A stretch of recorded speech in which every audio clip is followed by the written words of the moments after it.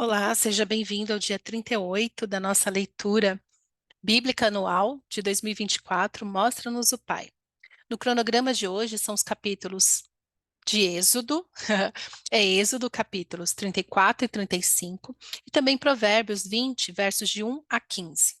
Então, no capítulo 34, é, nós vemos o seguinte, que o Senhor faz novamente as tábuas da lei, tá? Faz novamente, porque lembra que quebrou? Pois é. Ai, esse povo obstinado. Então, no capítulo 34, a partir do verso 1, nós lemos: Disse o Senhor a Moisés: Talhe 2 tábuas de pedra semelhantes às primeiras, e nelas escreverei as palavras que estavam nas primeiras tábuas que você quebrou. Esteja pronto pela manhã para subir ao Monte Sinai, e lá mesmo, no alto do monte, apresente-se a mim. Ninguém poderá ir com você, nem ficar em lugar algum do monte, nem mesmo ovelhas e bois deverão pastar diante do monte. Assim Moisés lavrou 2 tábuas de pedra semelhantes às primeiras e subiu ao monte Sinai. Logo de manhã, como o Senhor lhe havia ordenado, levando nas mãos 2 tábuas. Então o Senhor desceu ali na nuvem, permaneceu ali com ele e proclamou o seu nome, o Senhor. E passou adiante de Moisés, proclamando: Senhor, Senhor, Deus compassivo e misericordioso, paciente, cheio de amor e de fidelidade, que mantém o seu amor a milhares e perdoa a maldade e a rebelião e o pecado. Contudo, não deixa de punir o culpado. Castiga os filhos e os netos pelo pecado de seus pais até a 4ª geração. Imediatamente Moisés prostrou-se com o rosto em terra e o adorou, dizendo: Senhor, se de fato me aceitas com agrado, que o Senhor nos acompanhe, mesmo sendo esse povo um povo obstinado. Perdoa a nossa maldade, o nosso pecado e faze de nós a tua herança. Então Deus manda essa palavra de misericórdia e de juízo. E que nós possamos orar como Moisés, Senhor, mesmo sendo pecadores, não nos abandone. Não nos tire da tua presença. O que é o temor do Senhor? O temor do Senhor é, é essa consciência que sem o Senhor, que seremos? Seremos nada. O maior pavor de Daniel não, também, mas de Davi era ficar fora da presença de Deus. Era o maior pavor de Davi.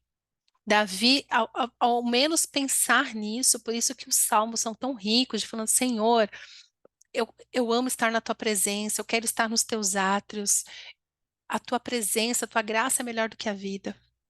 Porque este pavor, e Moisés sentiu esse pavor de Senhor, se o Senhor me aceita, então, por favor, Senhor, mesmo sendo esse povo obstinado, vem com a gente, vem com a gente.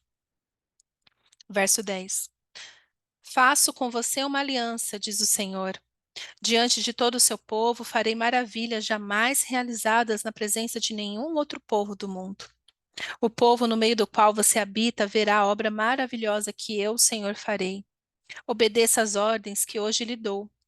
Expulsarei de diante de você os amorreus, os cananeus, os hititas, os ferezeus, os heveus e os jebuseus. Acautele-se para não fazer acordo com aqueles que vivem na terra para a qual você está indo, pois eles se tornariam uma armadilha. Ao contrário, derrube os altares deles, quebre as suas colunas sagradas e corte os seus postes sagrados.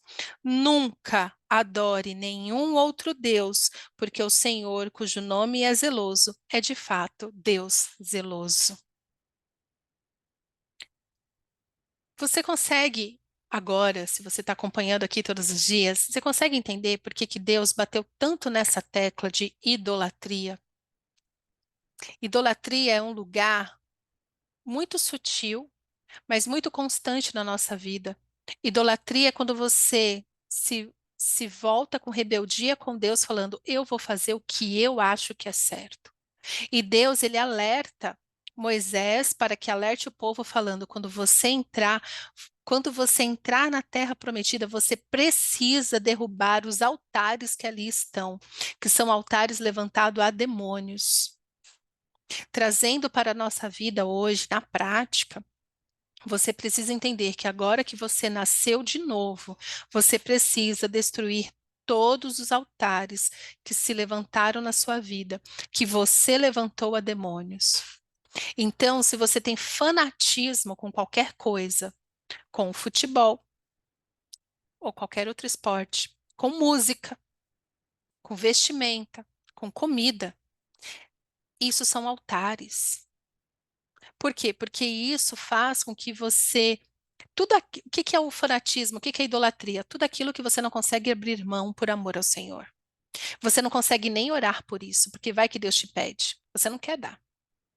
Tem também os altares idólatras que a pessoa coloca o marido, né, o cônjuge ali num lugar de adoração, os filhos num lugar de adoração, a sua doença emocional num lugar de adoração. A pessoa que assim, não, eu não posso abrir mão dessa dor, porque, não, vai que, quem que eu sou sem essa dor? Então, o senhor está falando, ó, você não pode deixar passar batido. Por quê? Porque isso pode se tornar uma armadilha para vocês. Então, tudo aquilo que você não consegue abrir mão hoje, porque, ai, Senhor, melhor não, ai, Senhor, não quero, e blá, blá, blá, se torna uma armadilha no dia de amanhã. Se torna uma armadilha para você mesmo. Então, veja bem, o Senhor arranca, Jesus arranca o pecado. Quando você se consagra completamente a Ele arranca. Mas aquilo que você não consagra, você fala, tá bom, Jesus, ó, você resolve estes assuntos aqui. Este aqui eu vou continuar com ele, que é um problema meu. Isso se torna uma armadilha para você. E depois você não sabe por que que tua vida não vai para frente. Verso 15. Acautele-se para não fazer acordo com aqueles que já vivem na terra, pois quando eles se prostituírem, seguindo seus deuses e lhes oferecerem sacrifícios, convidarão você e poderão levá-lo a comer dos seus sacrifícios e a escolher para os seus filhos mulheres dentre as filhas deles. Quando elas se prostituírem seguindo seus deuses, poderão levar os seus filhos a se prostituir também. Pois é, aqui está o jugo que desigual. Então o Senhor deixa muito claro, você só peca porque você quer pecar mesmo, ou porque não lê a palavra. É, no Novo Testamento, a gente vê também que os apóstolos, quando eles fazem o primeiro concílio, ali em Atos, depois da ressurreição de Jesus, eles falam assim, tá, agora os gentios estão se convertendo.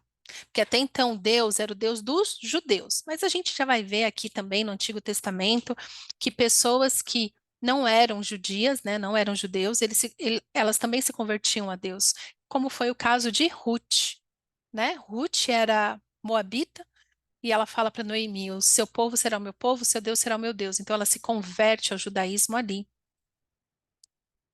Isso acontece no Novo Testamento, se estendendo a mim e a você. E os apóstolos, eles falam disso, de não comam comidas consagradas a ídolos. E eu levo isso muito a sério, porque foi repetido aqui, o Senhor já dá esse mandamento. Não coma. E cuidado, porque vocês vão andando junto, vocês vão fazendo acordos, aí são essas pessoas que são crentes e casa com incrédulos, casa com ateu. Casa com ateu que fala assim, ai, é, né? Ai, mas ele é tão bonzinho. É, vai levar você por um caminho onde você vai acabar adorando outros deuses e vai se esquecer quem é o seu Deus que te tirou da terra do Egito, que te tirou da escravidão do pecado. Verso 17. Não faça ídolos de metal para você. Celebre a festa dos pães sem fermento durante 7 dias, coma pão sem fermento, como lhe ordenei. Faça isso no tempo certo, no mês de Abibe, porquanto naquele mês você saiu do Egito, ou seja, celebre a Páscoa.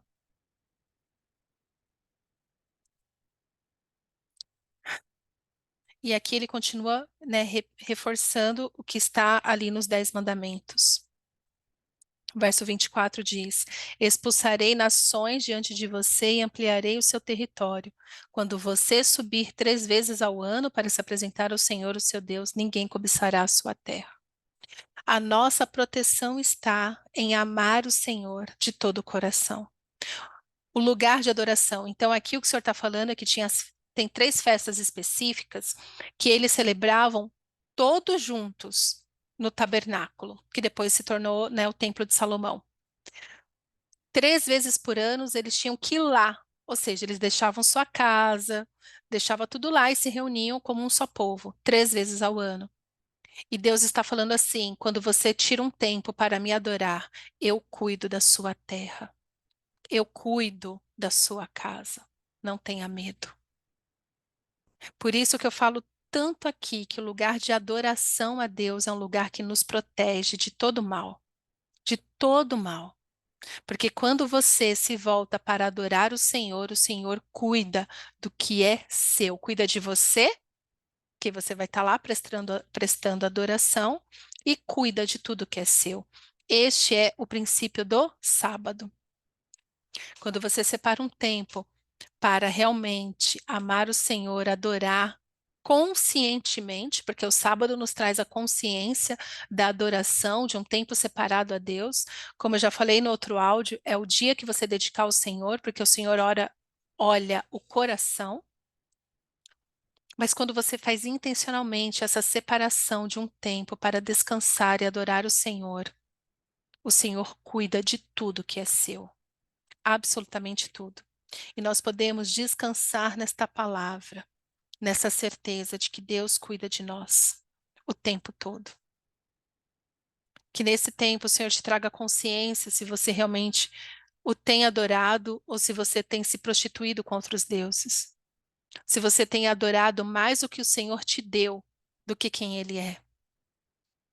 Então, tem pessoas, como eu falei, do fanatismo, tem pessoas que adoram objetos, são avarentas, não empresta nada, não dá nada, não é generoso, mas diz que é crente. Cuidado, seu coração já se corrompeu há muito tempo com falsos deuses.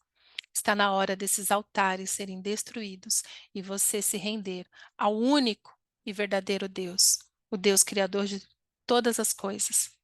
Ame o Senhor e não as coisas que o Senhor criou. As coisas que o Senhor criou, nós somos bons mordomos, como gratidão pelo que o Senhor nos deu. E não, e não avarentos, e não substituindo isso pelo Criador. Amém? Pai, obrigada pela tua palavra que nos leva a entender mais de ti, quem o Senhor é e o que agrada o seu coração.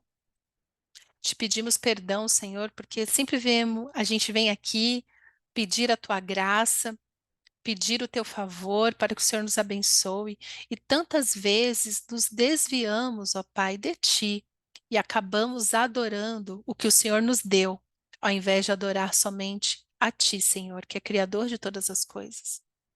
Tudo que temos de bom, Pai, vem das tuas mãos e queremos hoje te agradecer pela tua bondade, pela tua misericórdia. Queremos hoje, Senhor, te pedir perdão pela nossa estupidez, mas ao mesmo tempo te pedir que tenha misericórdia, Senhor, e nos leve a ter uma vida completa de adoração a ti. É o que eu te peço, Pai, no nome de Jesus. Amém.